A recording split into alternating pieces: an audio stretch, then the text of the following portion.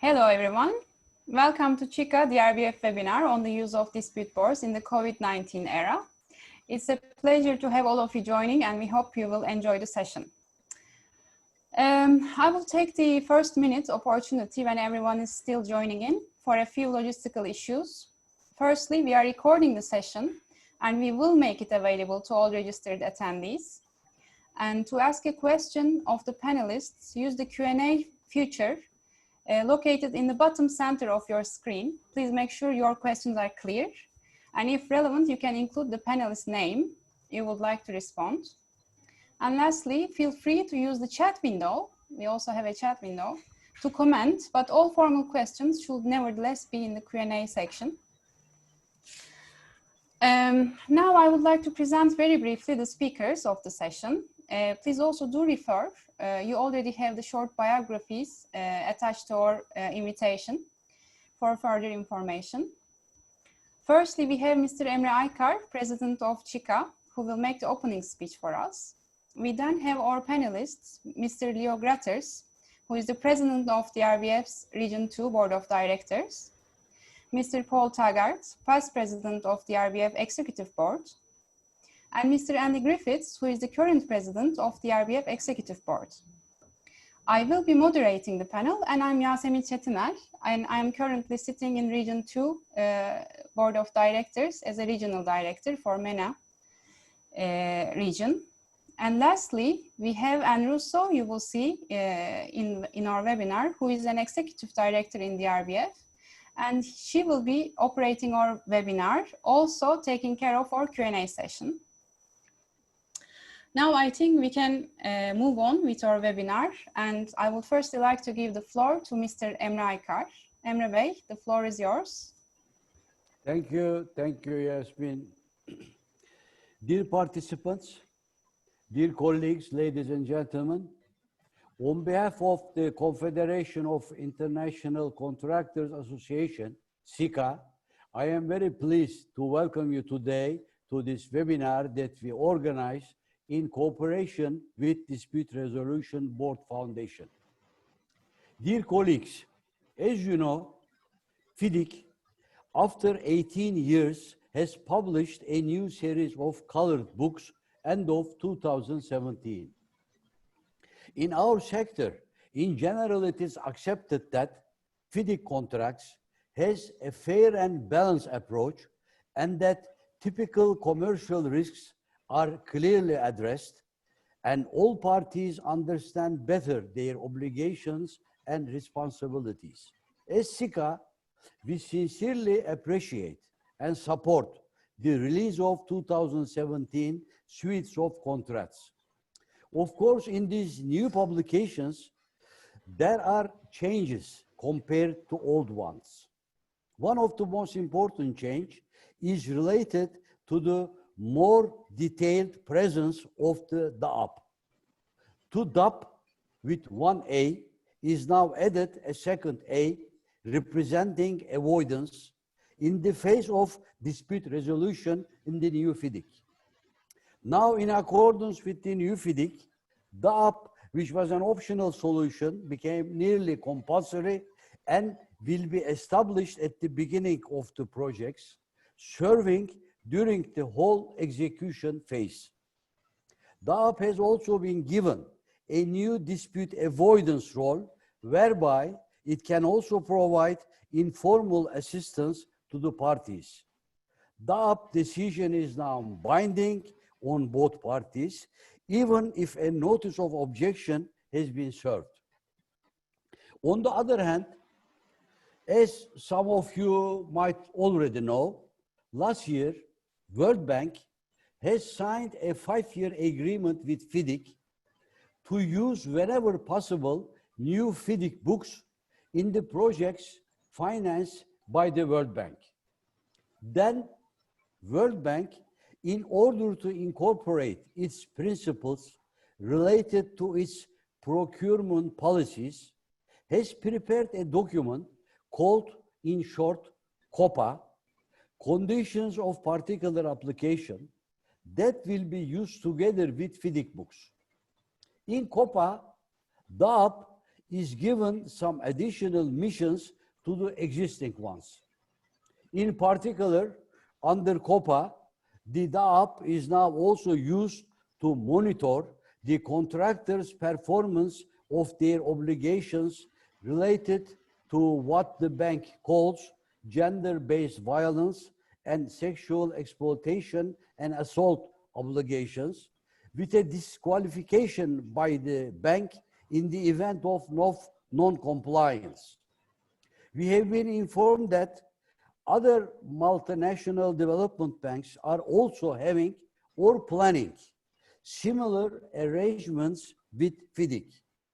So, with the use of new FIDIC and COPA, DAP has now undertaken a much more important role. I would like to inform you that, taking this fact into account, this year in February, we signed as CICA a cooperation agreement with DRBF. The main objectives are to increase the exchange of information and knowledge on the use of dispute boards, mutually promote our two organizations, DRBF and CICA, and organize joint training sessions or events such as this webinar. Ladies and gentlemen, dear colleagues, as we all experience, unfortunately, the whole world is currently facing an extraordinary disaster never faced before. Our sector is also one of the most affected sectors from this crisis. Contractors have responded to COVID-19 by continuing to perform their contracts wherever legally and physically possible. In most of the cases, contract performance are occurring under more challenging conditions than planned and is requiring contractors to take extra preventive measures to safeguard the health and lives of their workforce, stakeholders, clients, and the community in general. As a result, our member companies are having additional costs and cash flow deficiencies. So, as contractors, we believe that because of these unusual working conditions, contractors should be entitled to extension of time, but also to financial compensation for their extra costs. But as far as we are informed, as CICA, except in a very few countries, in general, employers everywhere in the world, at least as of today, do not have the intention for such a compensation. So, we are concerned that in coming months, in order to solve also the issues related to COVID pandemic, we shall be needing the effective use of DAP much more often. That's the reason why we have asked the DRBF to assist us to organize this webinar so that our member federations, associations, and companies are informed how DAP can be used effectively during this difficult period and under these unfavorable conditions. I am very pleased to be informed that to today's webinar, approximately 400 participants from all over the world, namely from 5 continents, are registered. I thank all participants, to DRBF management, and to valuable panelists, and wish you all a very successful and fruitful webinar. Thank you for your interest. We thank you, Mr. Emre Aykar, and thank you for the opening speech as well. I should very briefly mention that as DRBF, we are also very happy and excited about all our collaboration with CICA. as we consider CICA as a major stakeholder in the dispute board process representing the contractors. And we hope this webinar, specifically tailored for the current circumstances, will be the first of many others to come in our cooperation. So, before passing the floor to other panelists, I would also like to mention a few things. Prior to 2020, and basically prior to COVID-19, it was very rare for a dispute board to have any meetings or hearings that were not held in person, that were held virtually. However, this global pandemic caused restrictions, be it in-person meeting restrictions, be it travel restrictions, of course, resulted the fact that the industry had to find new methods of working and to ensure that dispute avoidance principally and resolution techniques are still in place because the works are actually continuing at sites. So in accordance with this the current circumstances, we have chosen very carefully our 3 topics to address the major issues in a dispute board process conduct and at a virtual level. However, I should also mention that before moving to our 3 topics, which are basically the site visits and meetings, hearings, and holding the dispute board process virtually when the dispute board process is new versus when there is already an ongoing dispute board process.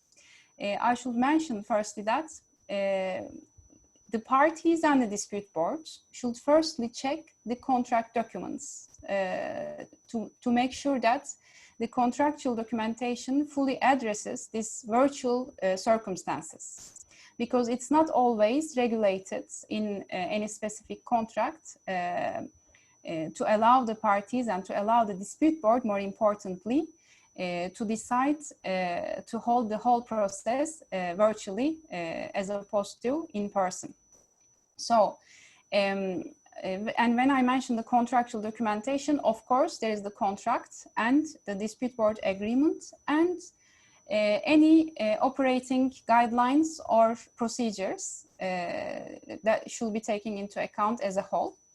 And if amendments are needed, they should be done before moving on to actually hold the process at a virtual level.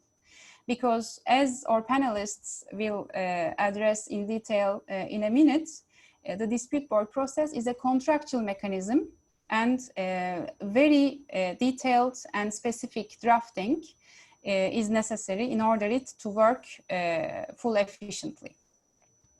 And lastly, of course, while modifying and making the amendments, the parties should take into account any data protection rules of the governing law of the contract or the applicable law and confidentiality. These measures are also in place. I don't want to go into too much detail. We have a very distinguished panel and I would like to proceed with the panel discussion and with our first topic on dispute board meetings and site visits. So, Leo, I would like to start with you.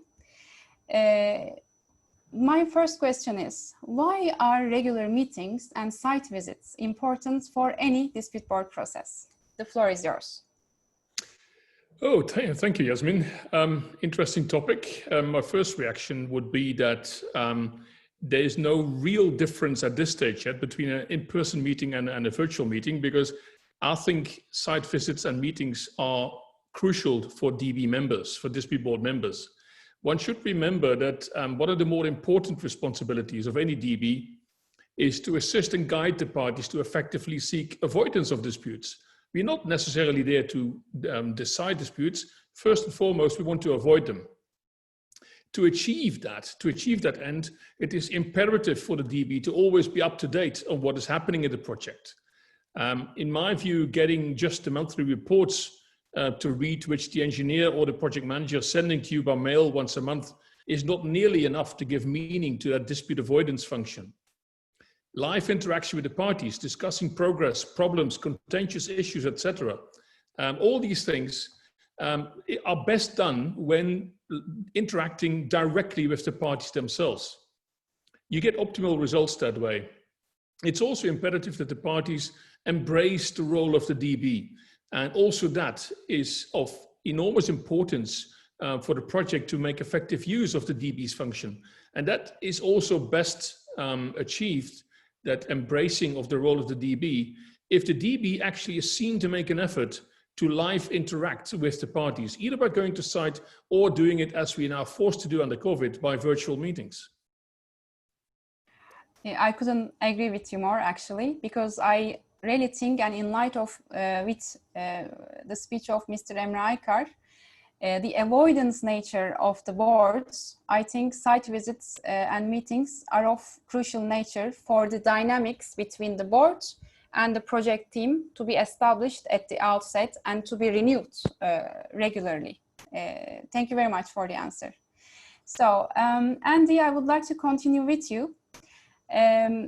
So what needs to be considered if, in light of current circumstances, we want to organize a virtual site visit and meeting with or as a dispute board with the parties? Right. Well, of course, the first thing is, and I think from experience, when COVID first happened and travel restrictions came, the parties tended to say, well, let's postpone by a month, see if we overcome it. Obviously, that didn't happen.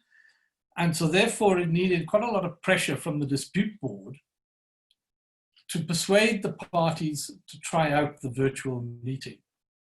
Obviously, as Leo suggested, preparation is important. So before you even embark on attempting a virtual meeting or hearing or site visit, you need to agree what documents are provided in advance.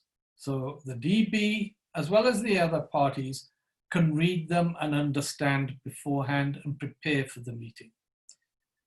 It's very good to get a joint statement from the parties, setting out briefly the progress, the issues that are at stake, what are the new claims.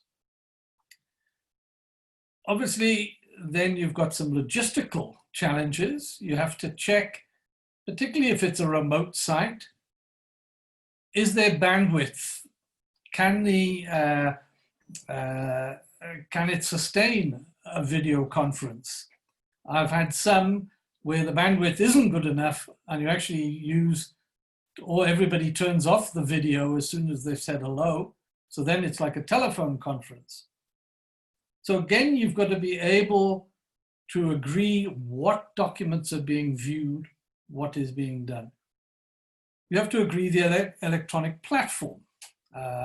We're having this webinar courtesy of Zoom, but I know some organizations will not permit Zoom to be used. So you have to use a different platform. Who is going to host the meeting and the visit? Who is going to be invited is another one. Then there's the site visit.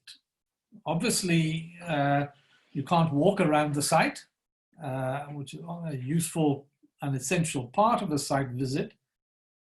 But I think we should still nevertheless try and do our best virtually by submitting photographs beforehand, videos. I've even had one where drone footage was presented beforehand for the DB to study it. And then during the course of the meeting, the parties must then, the contractor, the employer, and the engineer, must then explain what photo, what is being shown, why are they showing it, and so forth. And of course, the parties must agree beforehand to share and agree what photos to show. Otherwise, you might get a very one-sided picture of all the good things or all the bad things that have happened on the site, depending which party is taking the photographs. Right. So you need to try your best. Also, what is important, and I think as Leo said, dispute avoidance. The meeting is set up to encourage communication and conversation about difficult issues. So the parties need to buy into that concept, and the DB needs to push them. And to identify areas where perhaps the parties may want an advisory opinion from the DB, which is a provision in the old FIDIC and is emphasized more in the 2017 FIDIC, where they can present a problem to the dispute board. You can discuss it, and the dispute board can then provide an opinion and guidance to the parties afterwards. With that, I'll hand over to see if Paul or Leo want to add anything to that. Well, actually, before Leo or Paul replies that, I would like to add another question, and you are all welcome to answer. As Andy mentioned, it is also important to decide who will actually join the meetings, isn't it? So, Leo or Paul, what's your opinion? Joining the meeting obviously is a very important part of the whole process. Both parties must be adequately presented in meetings when the DB is there, when the DB is interacting with the parties. There is, of course, a tendency, and I've noticed that in past experience over the last couple of months where I have been involved in virtual meetings, that because virtual meetings allow people to take part, not necessarily having to go to the site, you more often than in the past see senior executives joining the meetings. They're obviously very welcome to do so. But in my view, it's not the most important part to have a senior executive there. In my view, as a practicing DB member, what's more important to me is that I have people in the meetings that are authorized to make decisions, because that's what this whole process is all about. Coming to decisions that put the project first and make sure that the project carries on into a good and optimal completion. So that's what I would say about participation. Paul, I think you might have something else to say about that. Well, you know, I quite like the idea. Okay, let me say, first of all, you know, I think the usual round of participants should be present, you know, like the engineer, the contractors, project manager, and also someone from the employer's project management team. But I quite like the idea of having also some senior executives in the meetings as well, or being able to encourage the parties, you know, upon occasion, when you feel the presence of the senior executive is necessary, you know, to be able to exercise and encourage, you know, the participation of senior executives. Leo, I still think there is a value in that, but by and large, I'm in agreement with what you're saying. Paul, so to take it from there, I would like to address another question, if you are finished, of course. I was just going to add as well, one thing it's important to have the head office participants. When there are travel restrictions and the dispute board can't attend site, quite often in international work, the contractors' head office people are either stuck in Europe or somewhere else in the world, China, the Far East. They can't attend either.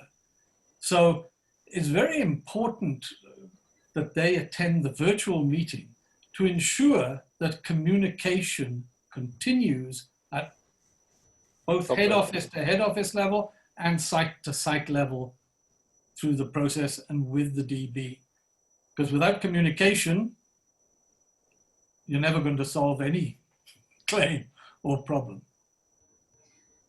Sorry. So, no, of course. Thank you, Andy. So overall, in a normal in-person site visit or meeting, perhaps the number of people will be less than in a virtual meeting, it seems, after this discussion, which is a positive thing. It's not a negative thing for the whole process. Okay, so Paul, I would like to turn to you now. And a personal opinion, would you think that from now on, whether or not COVID finishes soon or doesn't finish soon, If the travel restrictions are lifted at some point, do you think the site visits shall only occur in person or shall continue at a virtual level? What's your opinion? Let me say, first of all, Yasmin, I think it's important that the DD process continues because, as Emre points out, there are a lot of projects in need of assistance, okay? You know, in terms of, you know, settling claims, settling variations, settling the COVID issue, and getting to work and, you know, getting on with the job and providing the necessary relief. So I think it's important that the whole process continues either by virtue of, you know, the virtual platform or the real platform. Now, I think, you know, to talk briefly, you mentioned, you know, I think first of all, you know, to check, you know, what the rules say, to see whether, you know, they will allow you to do one or both. I notice in Article 12 of the ICC rules, for example, it indicates that site visits occur at the sites or where the contract is being performed, but that meetings can be held at any location or by telephone or by video conference. So there's good there's good coverage in the ICC rules. And the FIRIC rules themselves give a bit of flexibility. Now, do I think that the site visits should occur in person or not? My preference is that site visits do occur in person, because you know, first of all, you have to keep abreast of, you know, what's happening at the job site level. You have to keep abreast of what's happening in the program, and I think that the site visit, the site visit allows you to do that. It gives you, you know, the scale and dimension of the problems. You know, I also think that the site visits, the personal site visits, are useful for building the trust and confidence element that you know, dispute boards you know, need to find, you know, with their employers. You know, when I say employers, I mean contractors and employer in general, so that they can build up that relationship, build up the trust, and be able to serve the parties in the whole process, in particular the early intervention process.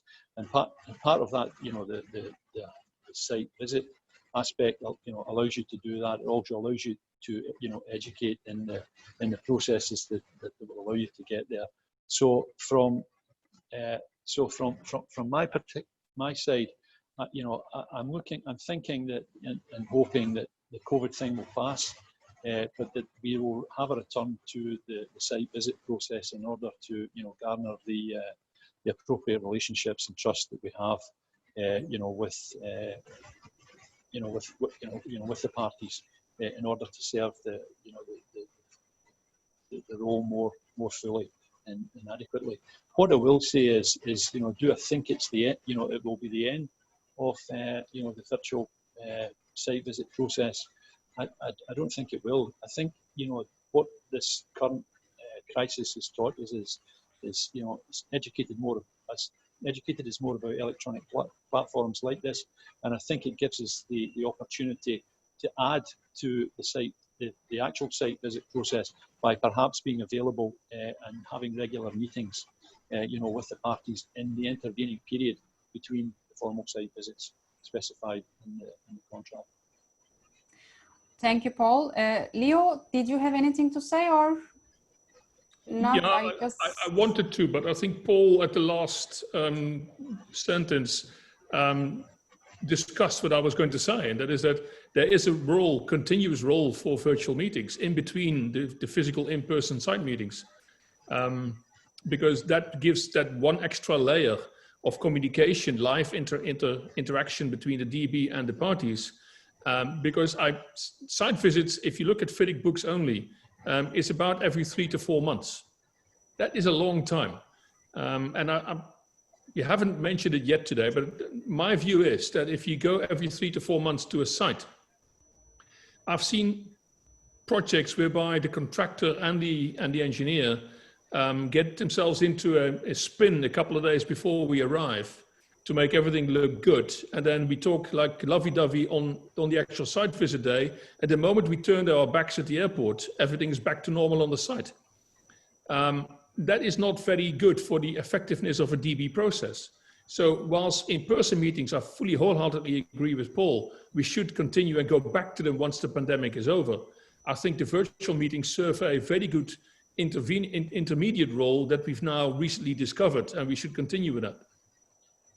What I can say to supplement what Leo was saying there, Yasemin, is that you know, I've seen a role you know, for myself in some of the DBs where, you know, you set the parties' tasks, and previously you only had, you know, essentially the 3 or 4 month site visit in order to take the parties to task as to whether they, you know, completed those exercises or not.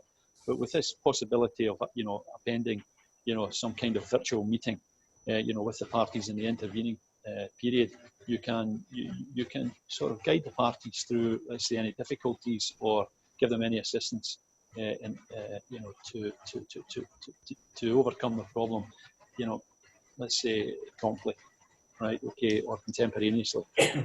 Okay. If I would add, Yes, Andy. Yeah. sorry, if I would just add as well, it also provides the opportunity to make more use of the DB's opinions.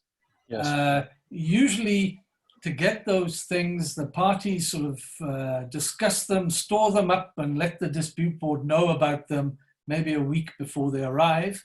You try and discuss them to move ahead. Now, through this platform, it's quite easy for the parties to say, we have this problem, send a brief statement in writing to the DB, then to combine 3 members and to find a day for a site visit, or 3 days, depending on the travel time, to get 3 members together to hold a discussion is quite a challenge. But if it's through this medium, where you're just going to have a 1-hour discussion, it's very easily done. So you can use this medium for advisory opinions a lot more efficiently and in between site visits, in my view, and thereby keep the ball rolling of settling claims, settling and avoiding disputes. Thank you, Andy. So the overall result of the first topic is actually a hybrid mechanism, whereby the virtual means and methods are complementing the in-person methods that the dispute board is strong. So hopefully when this pandemic is over, and we all hope it will be soon, we are not going to resume the previous methods, but we are going to have a new method, an enriched method, perhaps we may say. And as Andy rightly points out, it is actually strengthening the avoidance part of the dispute board process, which is even better and a positive outcome, I would personally conclude. So I thank to our panelists for the first topic, and now we can move to the second one, which is the hearings, an important part of the formal process in a dispute board procedure. And Paul, I would like to start with you. So as a preliminary remark, what are the differences between a dispute board hearing and an arbitral hearing? And I should also ask why those differences are important.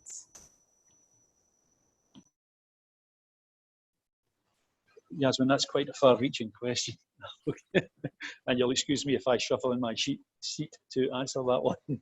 Okay, but I think all of us are pretty much aware of the real meaning of arbitration and the sort of full and final settlement nature of the process. You know, the indispensable aspects of due process, and that's your right to be heard, you know, to equal treatment and to impartiality of the group of judges, shall we say, that are listening to your case. Keep in mind also that in arbitration, you know, a party is giving up its right to its fundamental right, you know, to trial in a court of law, and the arbitration forms the alternative to that. So arbitrations are rather serious and the final step in the resolution of disputes. And all of, you know, by far what I see in the construction contracts that I deal with, that arbitration is the preferred choice of settlement of disputes rather than litigation. Therefore, you know, in relation to arbitration and the seriousness of it, it vitally has a very formal and judicial you know, procedure approach, you know, given what is at stake. You know, the process itself largely follows convention, often institutional rules, and the hearings for arbitrations are generally, you know, dictated by the rules. Experience tells us that the hearings are common. There are some rules, for example, expedited rules of arbitration, where it's not required. Okay. Also, in comparison to dispute boards, in relation to arbitration, we talk about rules of natural justice, right? So there has been in relation to that aspect much discussion amongst you know, arbitrators and institutions as to whether virtual meetings you know, will meet the threshold requirements for you know, the dispensing natural justice. Now, fortunately, we see that is the case, and you know, it's a question of, you know, what the rules up there also allow themselves, and the institutions have come out, particularly ICC, in favour of you know, virtual hearings as conforming to the requirements of natural justice. So the very nature of arbitration is such that also the evidence is given under oath or some equivalent undertaking. Also, there is cross-examination is permitted, and the experts, which you occasionally have in dispute boards, duty is to the arbitral tribunal and not to the parties themselves. Now, from my experience of arbitration and let's say hearings in arbitration, they have been held on virtual platforms. The control of the platforms is usually by a third party. Okay, we're sitting today on Zoom. You know, we have you know, a reasonable amount of control over it. But the experience has been that you know, that's been run by, you know, specialised companies, you know, that allow you know, the arbitrators in, the counsel in, and the witnesses in as and when required, and it's their turn for cross-examination, shall we say. Now, we don't talk about necessarily natural justice, or in those terms, for me, in relation to dispute boards. We talk about procedural fairness, right to equal treatment, reasonable opportunity, impartiality, essentially all of the same things that you have for your dispute board, but in plainer terms, let's say engineering terms, shall we say.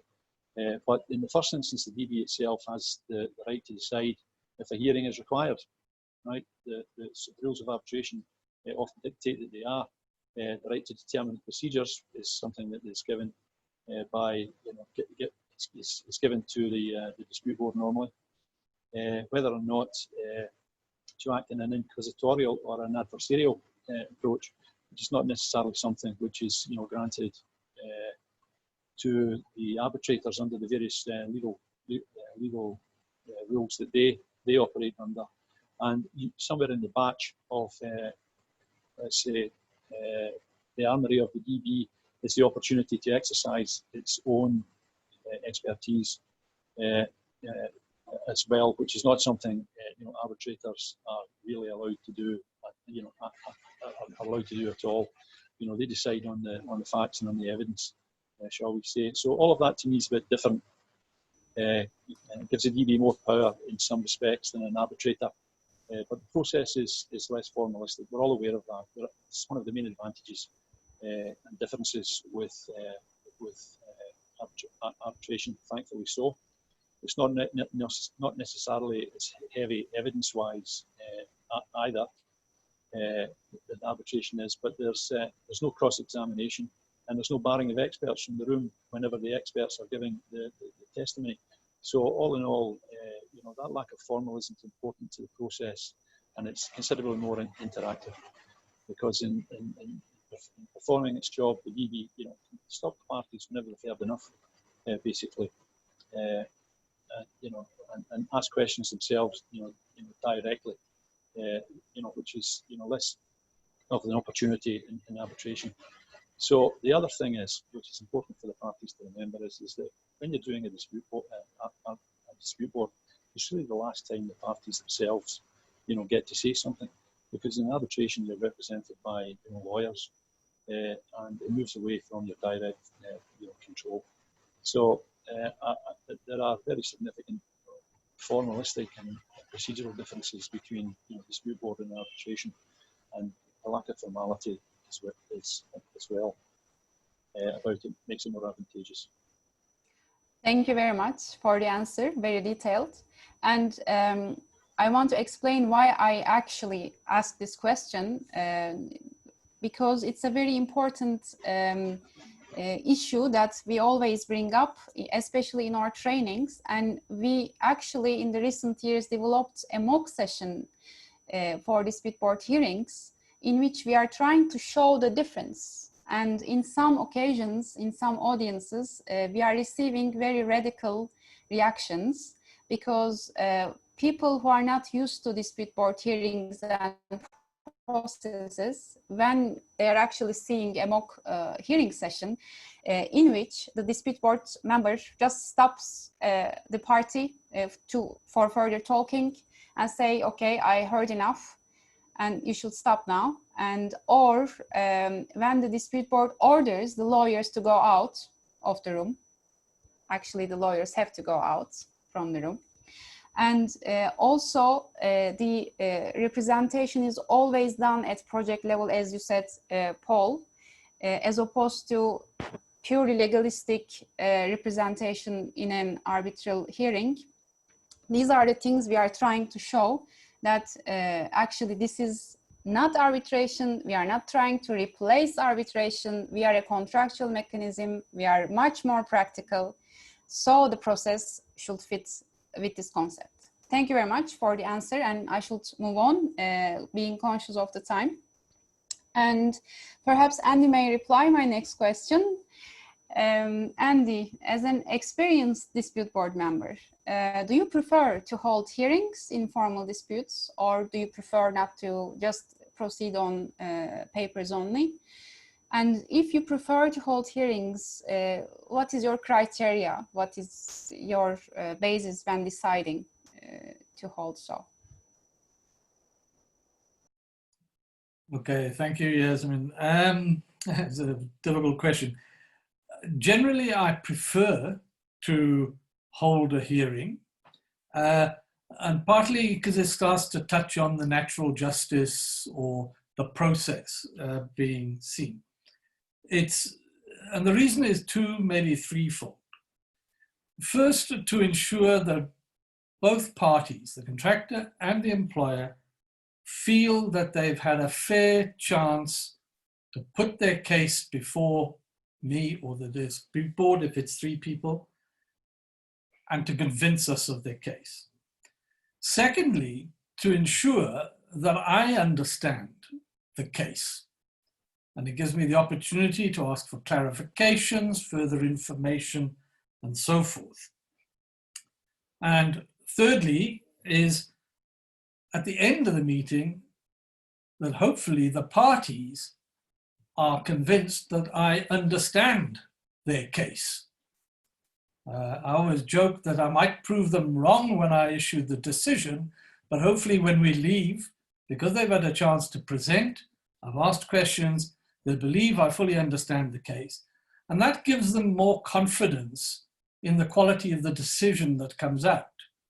Whereas I've had a compliment in the past from a contractor who lost the case, but he said, but at least I could understand why I lost it. Didn't agree, but I can understand why. And that's where the hearing is important. And it also helps to make sure that your decision is enforceable. However, the documents only case, I think, is appropriate if it's a very narrow issue, perhaps a pure contractual interpretation issue or so,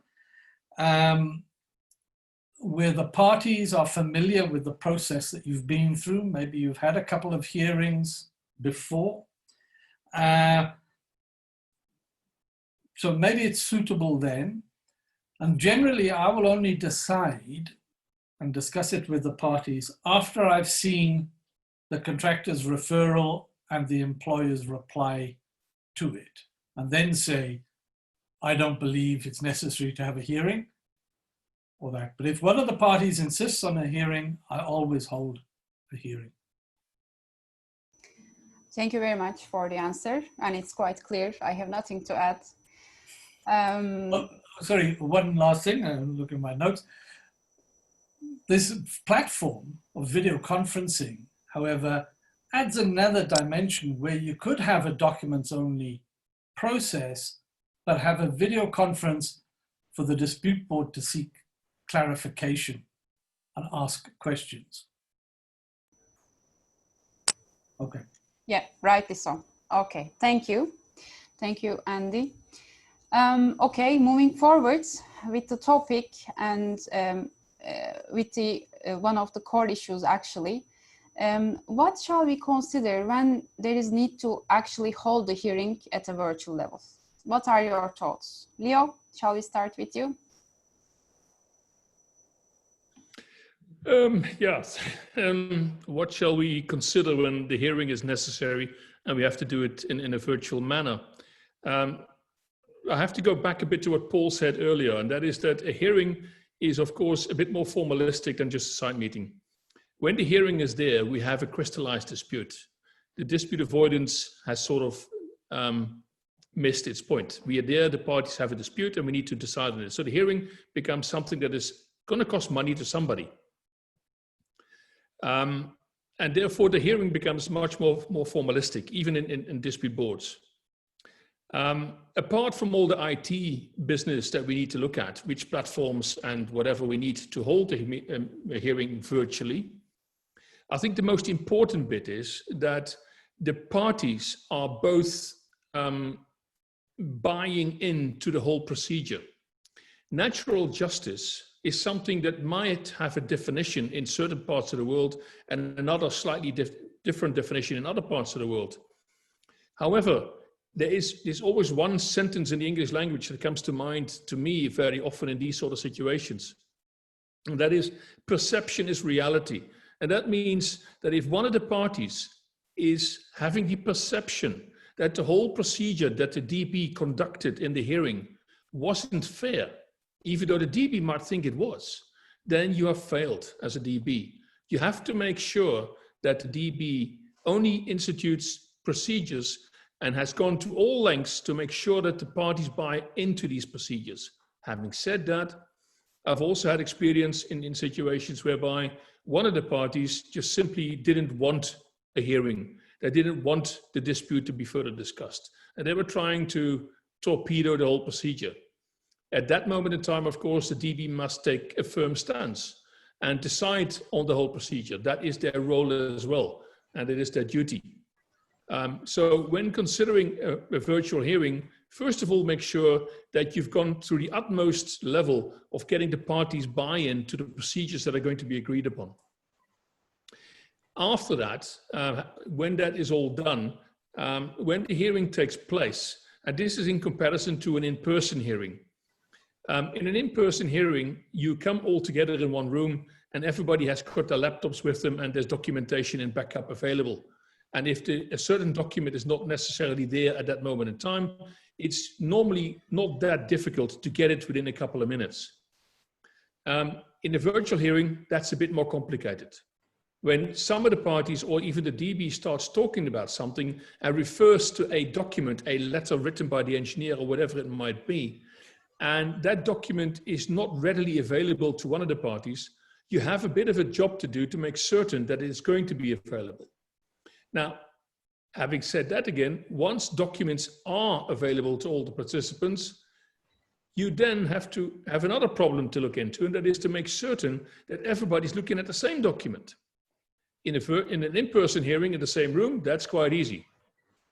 In a virtual meeting, it becomes a bit more complicated again. So what I want to say as well is, and I think Andy mentioned this beforehand, anything you do virtually requires a lot more of preparation work on the part of the DB, and the DB has to be aware of that. You have to be aware that a lot of things have to be prepared in advance. You can't just go to a hearing and wing it through it. It doesn't work. It will hopelessly fail. So I think that's about the most important bit of considering when you are considering to hold a virtual hearing. Perception is reality. I think that sums it up for me, and preparation by the DB. And if you do those things well, the parties will be satisfied that the whole procedure was good and was in accordance with natural justice, and that they will then also buy into the result of that hearing.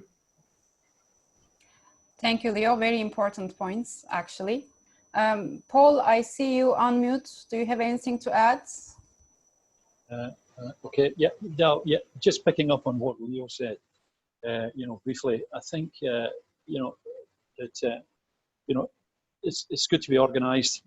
You know, as a dispute board member, you know, given the level of information and the amount of documents you're given, you might practically think about a multi-screen setup, you know, not something just as grand as NASA, right? But, you know, something that you can refer to, you know, you can see people on one hand, you can perhaps see documents on the other. And that the other thing that's probably quite useful, from a which is useful and mandatory from a practical point of view, is probably an open line of communications to your other dispute board members. You know, at the, you know, when the hearing is going on. Okay, you know, so you can exchange. I do agree with Leo, right? The preparation is very important, and I think that in this particular period, although I recommend it generally across the board, that from the advice I would give to parties, you know, is you know, make double efforts to reference your documents, because you know it's not so easy, you know, on the virtual platform as it is, you know, on the live platform. So you know, I think that's an important point that Leo has picked up on already. Though. Okay, that's all. That's all, Jasmine. Thank you, Paul. And perhaps I can add a very last, maybe minor issue, is on the recording of the hearing, because we are used to have transcription services, even recording services at arbitral hearings, but it is not very usual for dispute board hearings. However, with this new virtual tool, it is very easy to record the hearing. So that entails the preparation for the dispute board to obtain parties' approvals and entirely in line with the data protection laws applicable to the dispute board process. It's an important matter for the whole process to be fully in line with the laws. And with that, and again, conscious on time, I would like to have the final question for this topic, which I believe is important and which relates to the future. And to all the panelists, how do you consider the future application of virtual hearings in the dispute board process? And Leo, we can start with you if you want. Okay, I'm also conscious of the time, and luckily this answer will be very short for me. Hearings are too important. And as a DB member in a hearing, I like to interact with people when I can look at them in the eye when they're telling me things. So whereas virtual hearings play an important, or give us an important tool right at the moment where we talk about COVID-19 pandemic, I think when this pandemic is over and travel restrictions are fallen away, nothing beats an in-person hearing. And I would like to go back to in-person and not have virtual hearings when at all possible. Thank you, Leo. Anything else from our panelists, or shall we move with the next topic? All right, okay. And I think in the question and answer section, we have a number of questions about the second topic in any event, so we will come to the topic once we pass to the Q&A session. Okay, so the last topic is related to our question, the new dispute board processes versus the ongoing dispute board processes. And I would like to have your personal experiences in this matter, and whether or not you think there are any differences between these two. Leo, Andy, I mean, whoever wants to start, please go ahead. I think Andy. I think I would add, when a lot of our experience, or my experience, has been moving a an existing contract where there have been 2, 3, or 4 dispute board regular visits, perhaps even a hearing or some advisory opinions, is moving that onto the virtual platform. That, as we've already debated and discussed, the virtual platforms bring certain challenges. But at least the parties are familiar with the dispute board and its way of working. The dispute board is familiar with the parties. You can understand in a multicultural environment, you're more attuned to the different accents that people and the different ways that people speak. So life is a little easier, but the virtual platform still has its challenges. If you've got a brand new dispute board where the parties are new to the process and unfamiliar, it does become a serious challenge. What I find and what I've been doing is issuing in writing a set of guidelines on the role and the function of the dispute board, some additional procedures for advisory opinions, referrals for formal hearings, and so forth, that don't replace or change what is within FIDIC, but supplement it, and so give the parties more guidance on how I would like to see things happening. Thank you, Andy. Any further thoughts on this from Paul? Well, what I was thinking, Yasemin, was, now that we've entered this period and we still have the requirement for dispute boards, I think, and as we've discussed earlier as well, there is a further role for the virtual platform in addition to, actual site visits. I'd like to see some of that coming into sort of draft procedures and agreements, that we have in a slightly more regimented manner, let's say. So that we can continue to exercise this roles more effectively.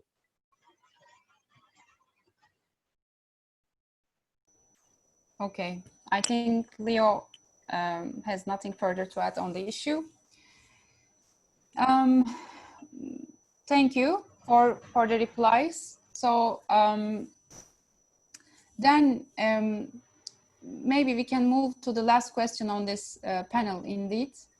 There is the issue when especially the parties are new to the process, and I think Andy was referring to that. The first reaction when this COVID-19 pandemic started was to let's postpone the site visit, let's postpone the hearing, and to see whether or not we can actually proceed in person. But after a while, it became clear that we needed to move to this virtual level. So nevertheless, there may be occasions where the contract does actually not allow to proceed virtually. So the parties' agreement is required and the parties are reluctant to proceed at virtual level. What shall be done when this happens in any dispute board process? Andy, would you like to start? Okay.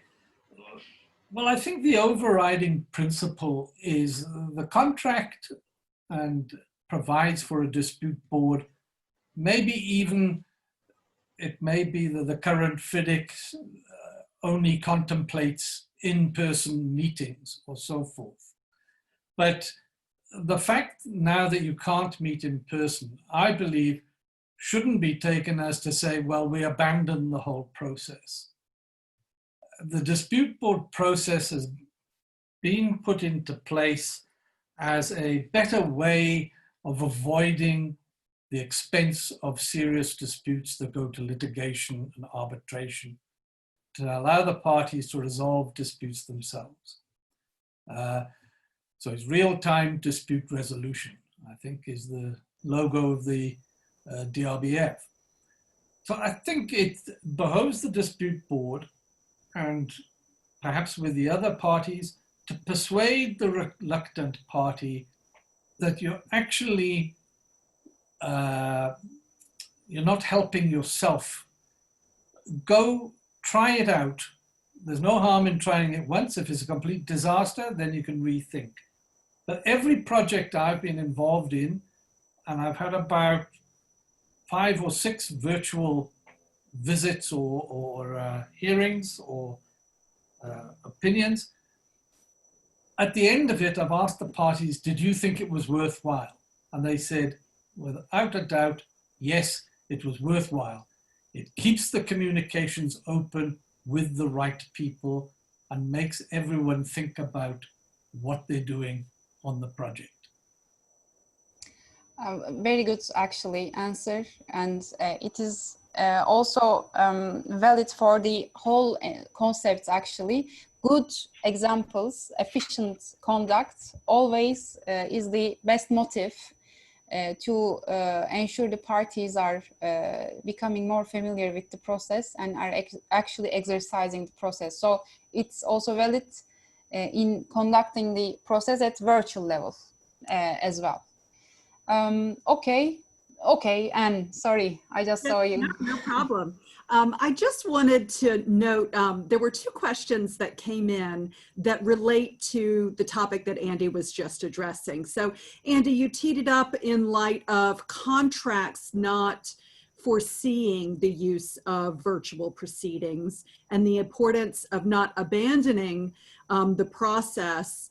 So there is still a logistical detail around how you go about using virtual proceedings if it's not envisioned in the contract. One person cites the FIDIC Red Book 1999 specifically saying electronic transmission systems are not allowed.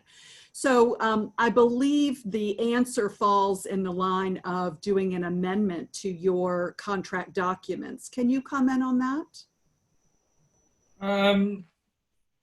Yes, look, there's enough debate about whether FIDIC actually contemplates COVID-19 as a contractual entitlement to claim, yes or no.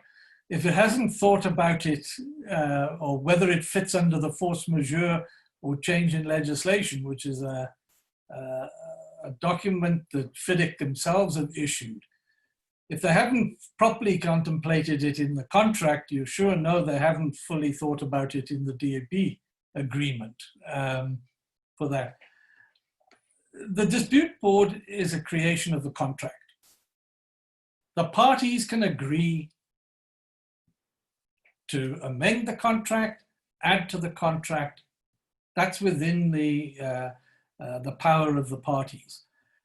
I believe if they think it is necessary to provide for virtual hearings or virtual DB meetings, then they must and should attend to it.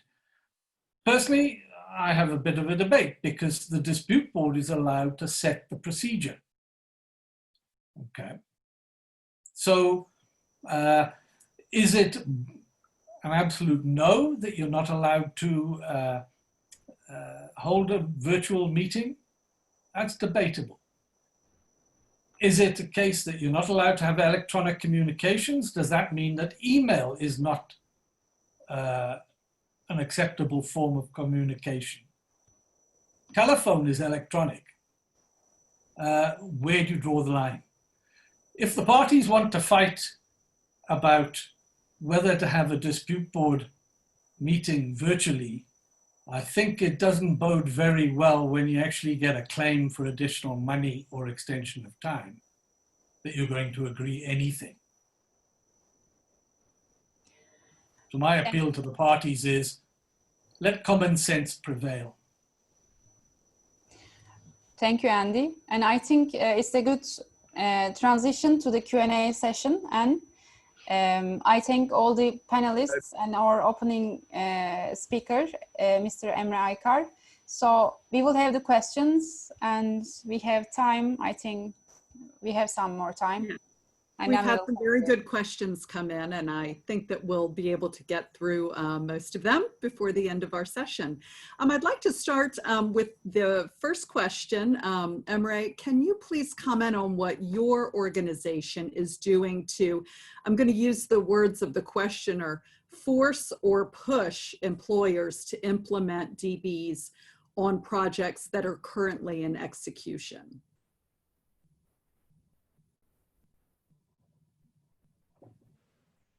You know, right now, my company is working outside of Turkey because we are a Turkish company in 8 countries, And fortunately or unfortunately, I don't know, in none of those contracts, we have a compulsory DAP. We don't have it. But you know, we are sorry that we don't have it, because we believe that with the presence of a DAP, of a standing DAP, you know, all disputes, all problems could have been much more easily solved. So in some cases we are going to arbitration, but you know, in general, my company or all contractors do not prefer, you know, arbitration too much, because as we all know, too costly and too long. So DAP is considered by contractors, you know, in much more effective way to solve. Personally, I don't have the experience of DAP, but we are pushing our employers. You know, in many projects, of course, there are problems, there are disputes, there are claims, and we are pushing them to have DAP in our contracts. So I have arbitration experience personally, but until now, no DAP experience. But we are for it. At CICA also we are supporting, you know, the DAP situation. Very good. Well, we appreciate that support. Now, I'm going to tee up a question in multi-parts. This is a hot topic amongst the attendees for this webinar, and I think it has some layers to it. So the issue in its simplistic form is, what do you do when one party is willing to meet virtually and another party is not? But then there are some additional layers of nuance to that question that have come forward from some of the attendees. So one is, how do you deal with that issue when you're unable to meet in person, right? There are restrictions in place and you cannot meet in person. And one says, well, I don't accept the idea of a virtual proceeding, so we'll just wait. That's one scenario. Another scenario is when you actually can, by the regulations, meet in person, and a party insists that everyone meet in person, but not all of the participants are willing to do so. So that's another layer, which then leads to a question about the viability of a hybrid proceeding where some people are together in person and some people are participating over the virtual platform. And then, if you'll bear with me, there's yet another layer to this. One of our attendees cites the scenario that occurs commonly in areas where dispute boards are just taking root, and the chair will be an experienced person living in one country, and the other 2 members will be serving for the first time on a dispute board and are in a way sort of being mentored by the chair on their first board proceeding. Because they reside in different countries, those people are typically local to the project. So they can meet in person, but the chair cannot because of travel restrictions or other issues. So that's yet another layer of nuance in considering this hybrid model. So I'm not sure who wants to tackle this topic from the start, or at least maybe start first with, what do you do when one of the parties doesn't want to participate. I think Andy may be ready to chime in, and I see Leo's taken off mute as well. So, Andy, you were first to open up your microphone. You want to dive in? All right. Well, I think the first one is, and I touched on it earlier, if the contract is a FIDIC contract and the dispute board agreement is the FIDIC standard, item 1 of the procedural rules says unless otherwise agreed by the employer or the contractor, DAB shall visit site at intervals of not more than 140 days, etc., at the request of either the employer or the contractor. So if you then assume, well, I can't physically get to site because of travel restrictions, you could infer then that you can host a virtual meeting at the request of either the employer or the contractor. It does become a problem if one of them just refuses to click the appropriate button on the software to join the meeting.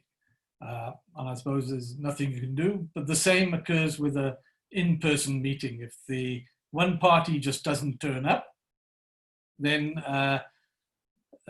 you don't proceed very well. But again, I think it takes a lot more effort to persuade the parties about it's in their interest to attend a meeting and to have the virtual meeting. It's not as good as in person, but it's 70, 80% there. Better than nothing. All right, Leo, anything to add to that? Yeah, just going on for what Andy just said. I think as a DB, you have a responsibility to make sure that meetings are taking place. Andy referred correctly to the FIDIC forms of contract, 140 days maximum. Yasemin just mentioned that there might be contracts like the FIDIC one as well that says nothing shall be done in an electronic format for these meetings. I think when you look at both these scenarios, the DB is in between a rock and a hard stone, because if you can't do it virtually as per one clause, but you have an obligation to do it every 140 days, whichever way you look at it, you're going to fall outside of your responsibilities. So as a DB, you must go at that extra length to come together with the parties, interact with them on a continuous basis, educate them about all this, have trial sessions for virtual meetings to make the people get used to the virtual platform. If they've never done a virtual hearing, have a couple of trial meetings, 1 week before, 2 days before, just to make them used to the process. I think we have, as a DB, we have to make that extra effort. Paul, did you want to add? Well, I would agree with Leo. I think you have got to, put on your best salesman act. One of the things I mentioned earlier was the question of, trust and development of relationships with the parties. So I think you sort of rely very heavily on that, and go the extra mile. Be persistent. Try to make the contact, with the parties, and as they say, try again, in order to get the process, up and running, because you do have a duty. I think the issue also falls into sort of 2 categories. There's the continuation of the site visit, site meeting type of thing, but there's also the formal hearing aspects as well. Because this is a period when, let me say, parties are sweeping up a lot of the disputes, and you are getting referrals from the parties, and therefore ICC rules are clear what you can and cannot do. FIDIC, there is a contest as to what you can do there as well. So for the site visit part of it, maybe easier to resolve for the formal hearing and formal referral part of it, perhaps a bit more difficult to resolve from a legal perspective. And also to take from what you have said, Paul, I also agree that in the formal process, hearing becomes more important. And in a circumstance where one of the parties is reluctant to join the virtual hearing, it is becoming a further complex issue.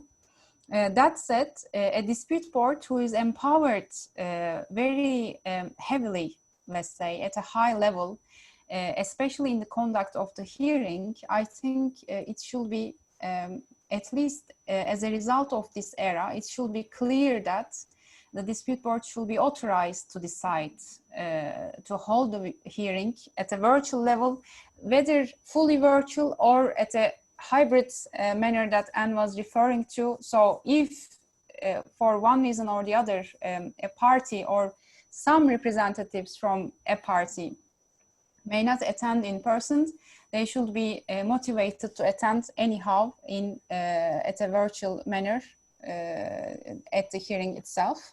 That's my first point. And second point, with regards to what Leo has said, you know, we have to motivate the parties, the stakeholders to nevertheless proceed at virtual level, because works are continuing. So the dispute board process should also continue. Perhaps one lesson and one duty holds and falls upon the DRBF itself. As you all know, we have mock hearings. I have previously stated, perhaps it's an idea to hold the mock hearings at virtual level in order to show, demonstrate that it will be ensured for the parties the dispute board process is, if conducted efficiently, it can also be held at virtual level, and so that the process as its entirety could continue. So it's a lesson, it's a note for us, the DRBF, to take home and to consider perhaps. If I could add, Yasemin, as well, very well said, I think. The DAB's overriding obligation under clause 20.4, in the case of a dispute, is to deliver a decision in 84 days. The DB has to do that. So if the parties don't want a hearing, well, the DB proceeds, invites them to a hearing, and if they don't come, you can still proceed ex parte, and you can still give the decision. You still have to give the decision in 84 days. The DB has no discretion on that. So again, I think as Paul said, you've got to be your best car salesman and persuade them that whoever doesn't want to participate is only shooting himself in the foot. Well said, Andy. Yes, thank you. We have a series of questions that are around basic logistical issues. So one is about whether who hosts the platform. Is it the responsibility of the dispute board or someone else? There was even a question about something Andy raised about drone footage. Does one party take responsibility for drone footage and photos, or do both parties do it jointly? And I wanted to just take this opportunity to put in a little plug for a DRBF resource coming out later this week. We will be publishing best practice guidelines for virtual dispute board proceedings. This is a document that a number of folks on this call, as well as other experienced DRBF practitioners, have been working on for several weeks now. It's a detailed paper that covers a lot of the considerations that you should take when deciding whether to move online and how. And it even includes a checklist of the types of things that you should walk through in making the right decisions for your project.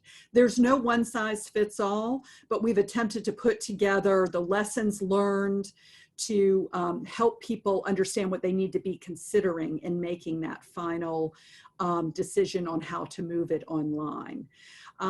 There were a couple of questions in this area about fees. So one question was just generically, do fees for dispute board members change when you move online? And we do address that in the paper, but there was another nuance that I wanted to tee up for you from one of our members. It says, In preparation for a virtual meeting, additional review and analysis of project and process documents is possible and may replace a real-life meeting due to restrictions on travel. Is it acceptable to request a daily fee on top of a retainer for such additional work? So I'd just like to put that forward in that context, as well as the broader issue of fees in general. I'm not sure who wants to tackle that one, but Leo, you're up.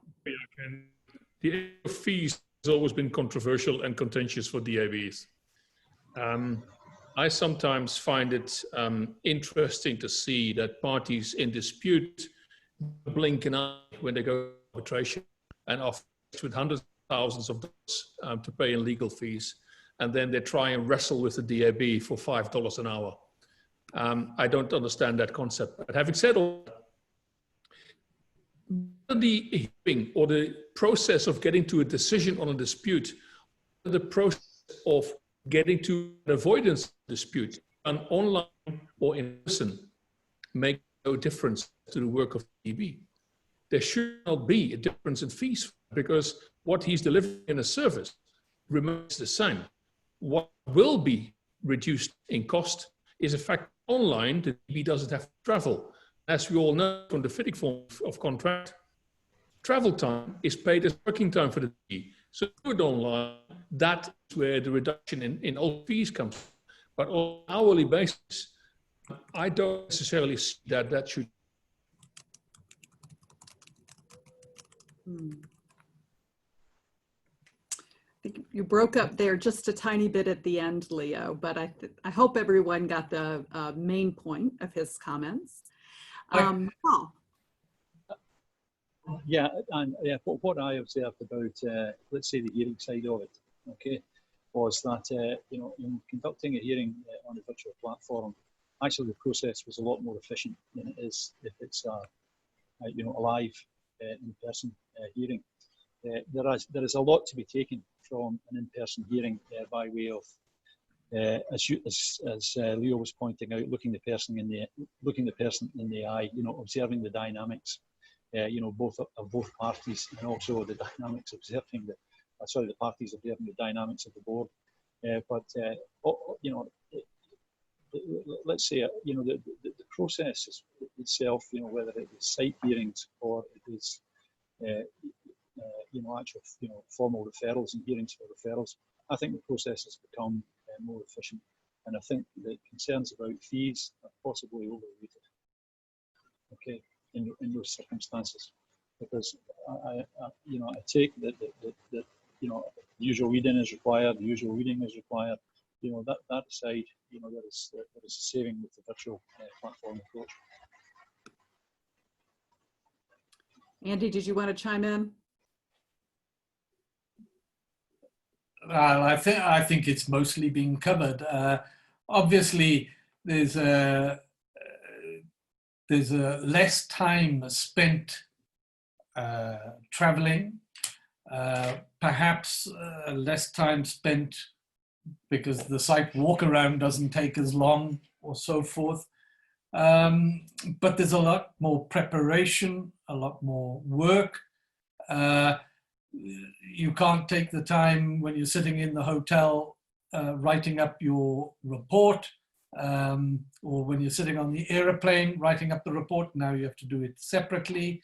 There are pros and cons and lots of arguments. I can jokingly say, well, actually, who's now going to pay me for the fact I've had to take out a Zoom subscription and that? So there are new expenses, new skills you have to learn. But I think it's between the dispute board members and the parties to discuss it and work out the appropriate solution.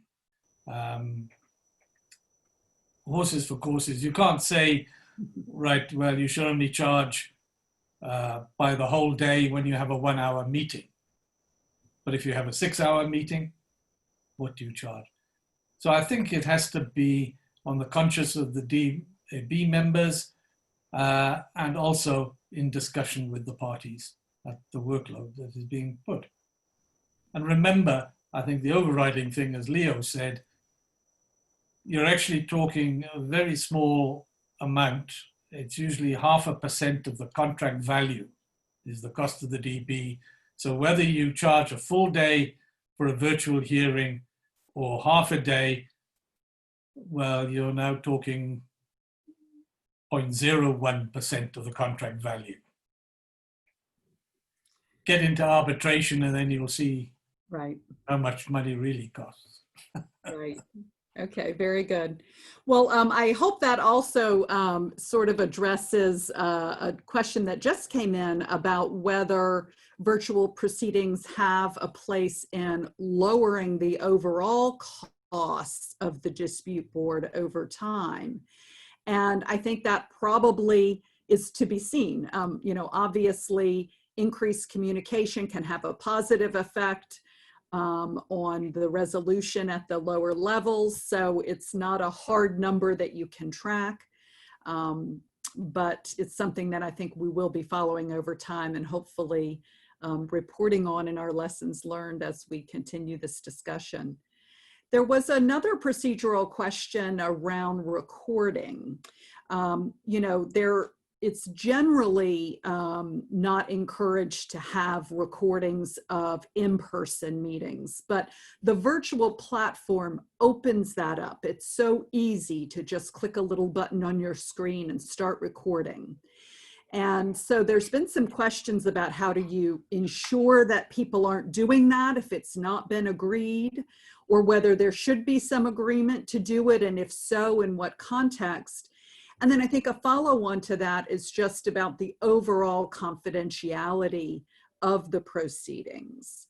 So I don't know who would like to address that topic. Andy, go ahead.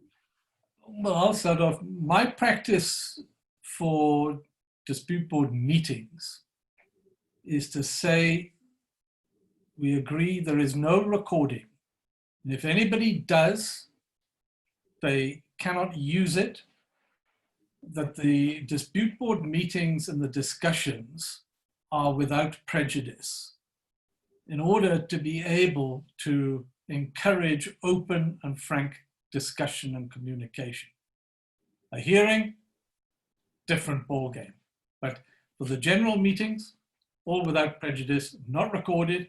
If somebody does record it, because you get people who turn up in-person meetings who just switch it on their iPad or have one of these fancy pens that does the recording. They can do, but they can't use it in evidence anyway. And that is an agreement recorded up front.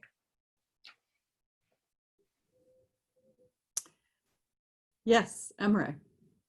And a few moments ago, you informed us about desk practice guide that you, I think, prepared to help contractors or employers to guide them during these unusual conditions. Is this guideline ready, or it will be ready? And how contractors, not employers, contractors can reach it?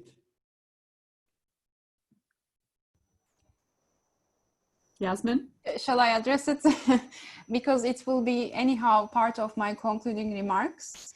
We will be sending a copy to all the participants of this webinar once we publish it publicly, of course, including employers as well. But that said, all contractors who would like to make use of it will be able to make use of it.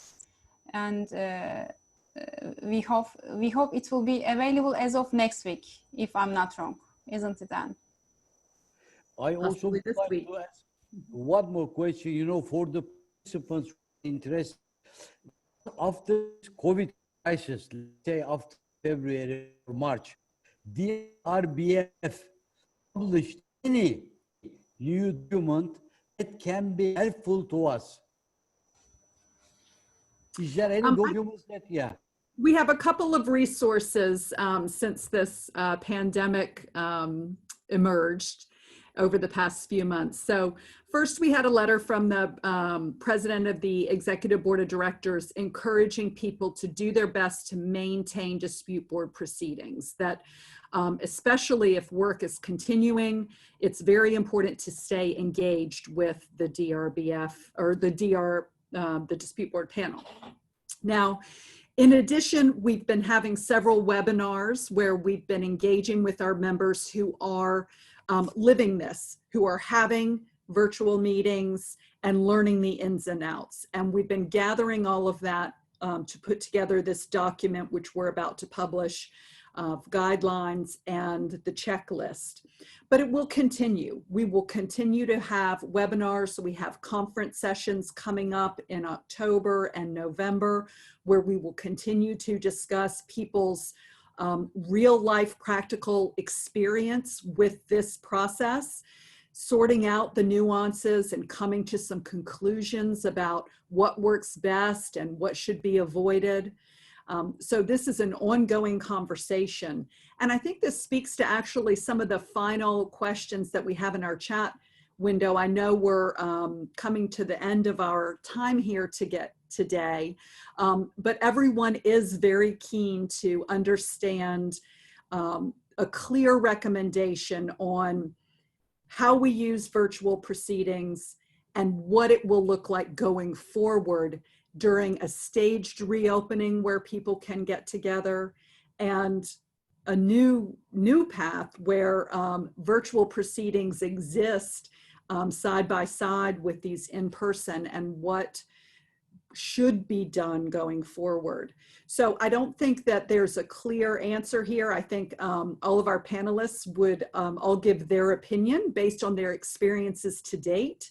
But I can assure you it is a hot topic that we will continue to be addressing and wrestling with, and sharing those ideas with the community at large through platforms like this one, through our publications, our newsletters, papers that we issue, etc. So I hope that all of you who were so kind to participate today and submit questions will continue that process with us and continue to be a part of the ongoing evolution of dispute board practice. And with that, and shall we conclude the session, because I think we are at the end of our time. I think so. Yes, I would like to thank all of our panelists and Mr. Emre Aykar for the opening speech. And Anne already mentioned very much in detail, so the DRBF will be publishing very soon these guidelines, and you will be receiving a copy of it. And I also should mention that CICA is in preparation for a position paper, the CICA Construction Contracts Group, working group, on the lessons learned from COVID-19, which is intended to be finalized as of hopefully this September. So once it will be public, it shall also be distributed to the attendees of this webinar. And with that, I shall be concluding this webinar. And thanks everyone for the questions. Yes, Emre Bey, please, sorry. You know, thank you. On behalf of CICA also, I would like to thank again to DRBF and to valuable panelists and you, Mrs. Cetinel, for giving us the opportunity to organize this webinar, which provided to all of us important information and guidance related to the functions and possible use of DAP under today's conditions.